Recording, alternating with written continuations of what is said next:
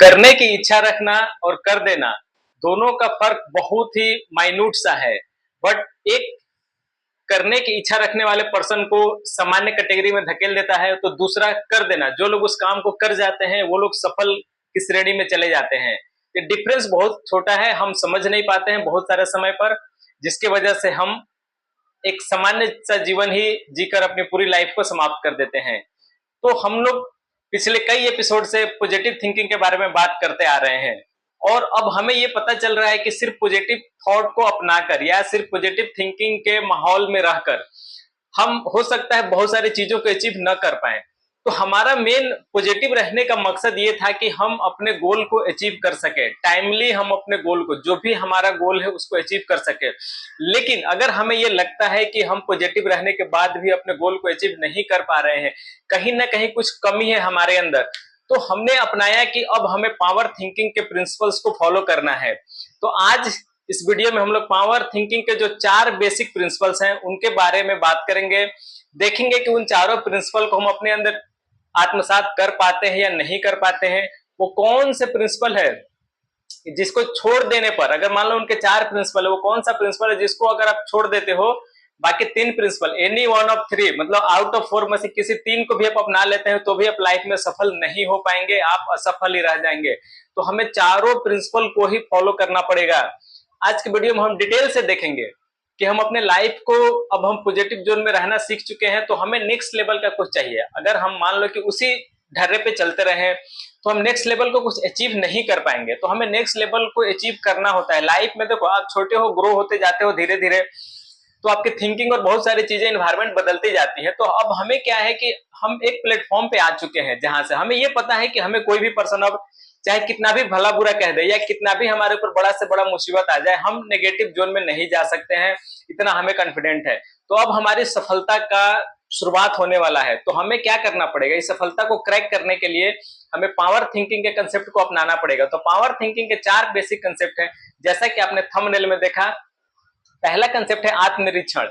दूसरा कंसेप्ट है जो आपको पाना है उसी के बारे में सिर्फ सोचना है, उससे अलग कुछ भी नहीं आपको सोचना है। तीसरा कंसेप्ट क्या कहता है कि जो आपने एक बार डिसाइड कर लिया कि आपको क्या पाना है, तो फिर उसको पाने के लिए जो वे है, जो तरीका है, जो प्लानिंग है आपको बनाना है और उस चीज को अचीव करना है। और सबसे लास्ट में जो है इसका सबसे इंपॉर्टेंट आता है कि आपने जो भी ये 3 स्टेप जो आपने किया कि खुद को आपने परीक्षण किया, फिर आपने अपना गोल सेट किया, फिर उसको कैसे प्राप्त करना है उसके लिए आपने प्लानिंग बनाई, इन तीनों का जो रिजल्ट आता है लास्ट में, अगर वो रिजल्ट आपके अकॉर्डिंग है या आपके अकॉर्डिंग नहीं है, तो आपके अंदर इतना गट्स होना चाहिए, इतना कटसी होना चाहिए कि आप उस परिणाम को 100% उसकी रिस्पॉन्सिबिलिटी ले सके। अगर आप अपने किसी भी किए गए कार्य को 100% रिस्पॉन्सिबिलिटी लेने के लिए तैयार रहते हैं, तभी आप एक सफल पर्सन कहलाएंगे। अगर आप नहीं लेते हैं, आप टाल मटोल करते हैं, आप अपने जो आपकी असफलता है उसको दूसरों पर डालने की कोशिश करते हैं, तो पावर थिंकिंग के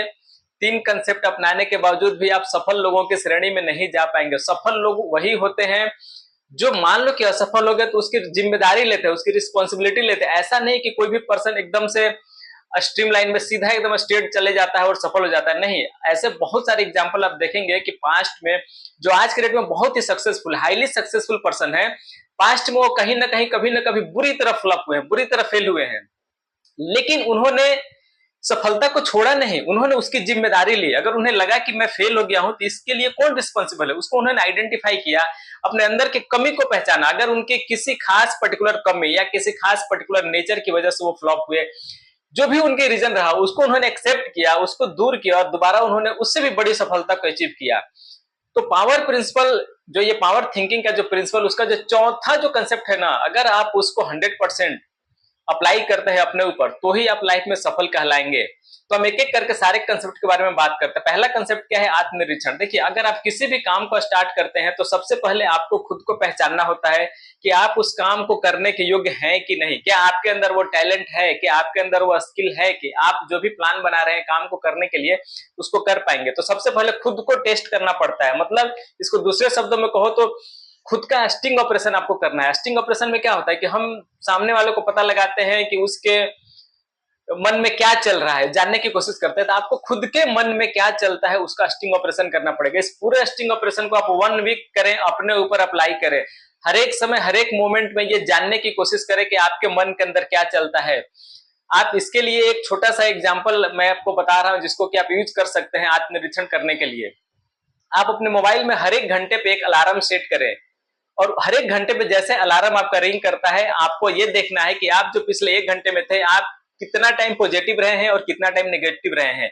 इसी तरह करके पूरे एक दिन में 10-12 अलार्म सेट करें, ताकि आपके 10 घंटे का रूटीन पता चल सके कि आप उस 10 घंटे में कितनी बार पॉजिटिव सोच रहे थे और कितनी बार नेगेटिव सोच रहे थे, कितनी बार आप उन चीजों के ऊपर ही फोकस कर रहे थे जो आपको लाइफ में चाहिए, और कितना समय आपने ऐसे बर्बाद किया कि वो काम आपसे रिलेटेड नहीं है, आपको उधर जाना भी नहीं है, बट वो गॉसिप या फिर जो भी ये फालतू की चीजें होती है उनमें आपने समय बर्बाद किया। अगर आप 1 हफ्ता इसको प्रैक्टिस करेंगे, आत्मनिरीक्षण के कंसेप्ट को, और इस तरीका से उसको चलेंगे स्टेप बाय स्टेप, तो 1 हफ्ते के बाद आपको पता चल जाएगा कि आपका ज्यादातर समय, पूरे दिन का ज्यादातर समय आपका निगेटिव थॉट में जाता है या पॉजिटिव थॉट में जाता है। अगर नेगेटिव थॉट में जाता है तो फिर आपके ऊपर बहुत काम करने की जरूरत है। आपको अगले स्टेप में नहीं जाना है, अभी सोचना नहीं है कि लाइफ में आपको क्या करना है, क्योंकि आप नेगेटिव जोन में ज्यादा रहते हैं, आपका दिमाग हमेशा नेगेटिव चीजों के बारे में सोचता है। तो इसको आपको दूर करना है। इसके लिए मैंने बहुत सारे वीडियो बना रखे हैं कि आपके अंदर अगर नेगेटिव थॉट आता है तो उसको कैसे दूर करना है, आप जाइए उन वीडियो को देखें।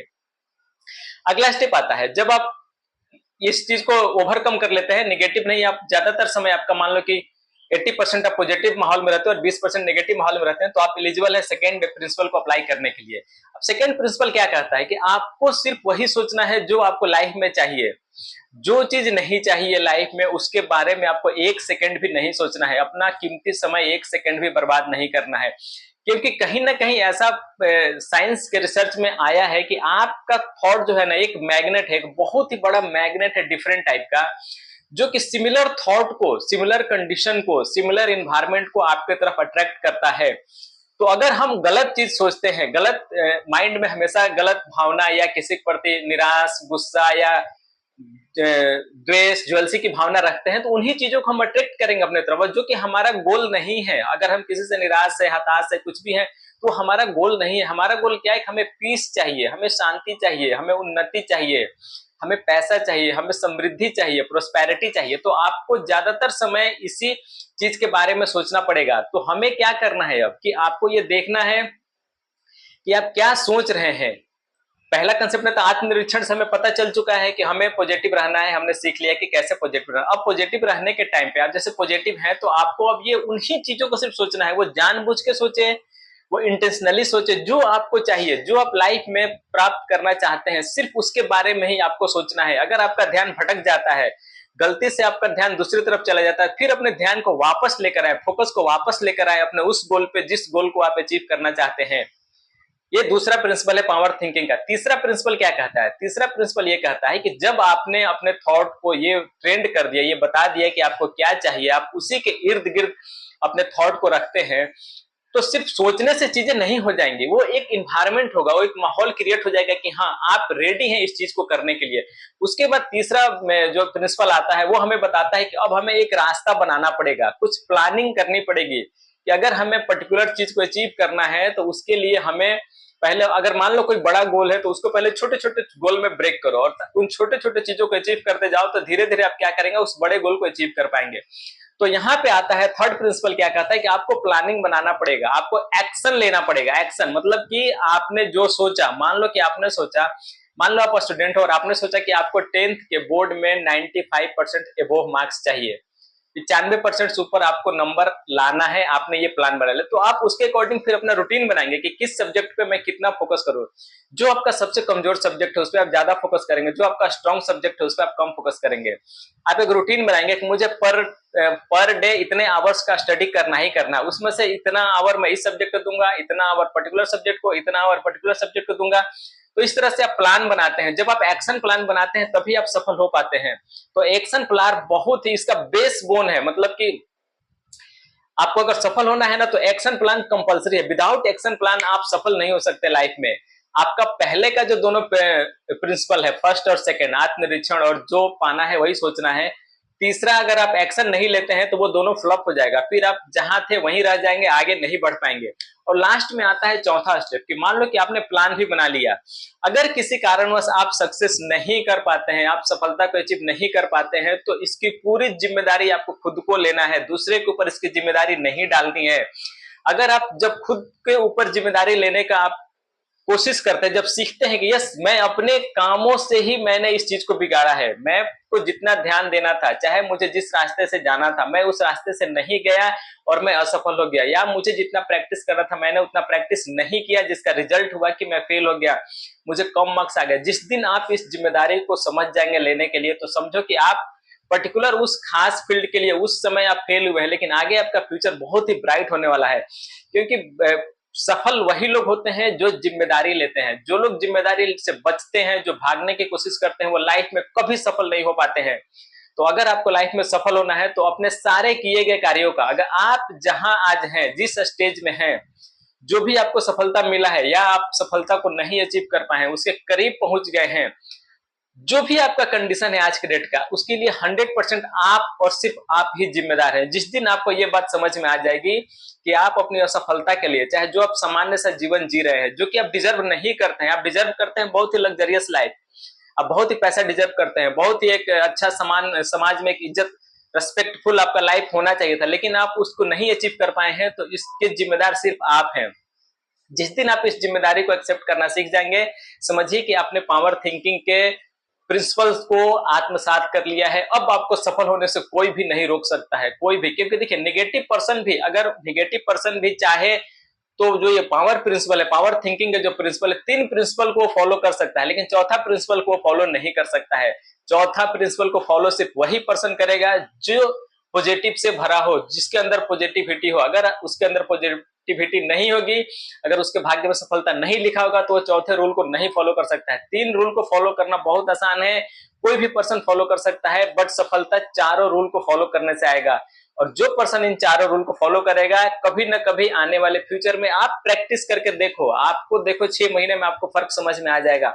आप कोई प्लान बनाओ, उसके अकॉर्डिंग अपने को प्रिपेयर करो, आप देखो आप उसको अचीव कर पाते हैं। अगर नहीं अचीव कर पाते हो तो एक बार आप जिम्मेदारी तो लो, आप एक बार ये तो सोचो कि हाँ मैं फेल हो गया, अपनी वजह से फेल हो गया, फिर आप अपने आप को निरीक्षण करोगे कि आखिर मैं क्यों फेल हुआ। अब ये प्रोसेस, ये साइकिल चलता रहता है, तो आप बहुत आसानी से 1-2 बार फेल होने के बाद बहुत आसानी से जो आप चाहते हैं ना लाइफ में, उसको अचीव कर लेंगे। स्टार्टिंग हो सकता है आप फेल करेंगे, क्योंकि बहुत सारे लोग हैं, सब लाखों एग्जाम्पल भरा पड़ा है, जब अपने करियर के स्टार्टिंग दौर में बहुत सारे लोग फ्लॉप हुए हैं, बुरी तरह फ्लॉप हुए हैं, लेकिन आगे जाके ब्लॉकबस्टर हिट साबित हुए हैं वो लोग। तो आप भी कर सकते हैं। ऐसा कैसे हुआ? तो उन्होंने जिम्मेदारी को लेना सीखा, अपनी असफलता की जिम्मेदारी को लिया, उसमें उन्होंने जो भी कमियां थी उसको दूर किया और अपने सफलता को अचीव किया। तो आने वाले वीडियो में और हम लोग इसी तरह पावर थिंकिंग के बारे में बात करेंगे और स्टेप बाय स्टेप समझेंगे, और कैसे इसको इंप्लीमेंट करना है उसके बारे में भी मैं इन डेप्थ वीडियो बनाऊंगा। और ये मैं वीडियो बना रहा हूँ पावर थिंकिंग के बारे में, तो एक डॉक्टर उज्जवल पाटनी का एक बुक है पावर थिंकिंग, उसी को मैं इस समय स्टडी कर रहा हूँ, और उसी को देख के, उसी को पढ़कर समझ करके, हाँ यार ये तो बुक बहुत ही ट्रू, मतलब बहुत सच्ची बात है उसमें लिखी गई। आप पढ़ोगे तो आप आश्चर्यचकित आपको रिजल्ट महसूस होगा। आप सिर्फ पढ़कर ही आप इतना इंस्पायर हो जाओगे ना कि अपने आप को आप नेगेटिव रख ही नहीं सकते हो। आपको पता चल जाएगा कि कमियां किसकी है, अगर आप असफल है तो किसके वजह से आप असफल है। आपको भी मौका मिले तो उस बुक को पढ़ो। नहीं आप अगर पढ़ सकते हैं, आपको पढ़ने की इच्छा नहीं होती है, तो आप हमारे वीडियो को देखते रहें। हम लोग और भी उसमें जो डीपली एनालिसिस करके जो उनके थॉट प्रोसेस है, कैसे हम सक्सेस कर सकते हैं अपने लाइफ में, हम उसको वीडियो बनाते रहेंगे। तो आप उस वीडियो को देखिए, एंजॉय कीजिए। आज की वीडियो में इतना ही, तब तक के लिए बाय बाय।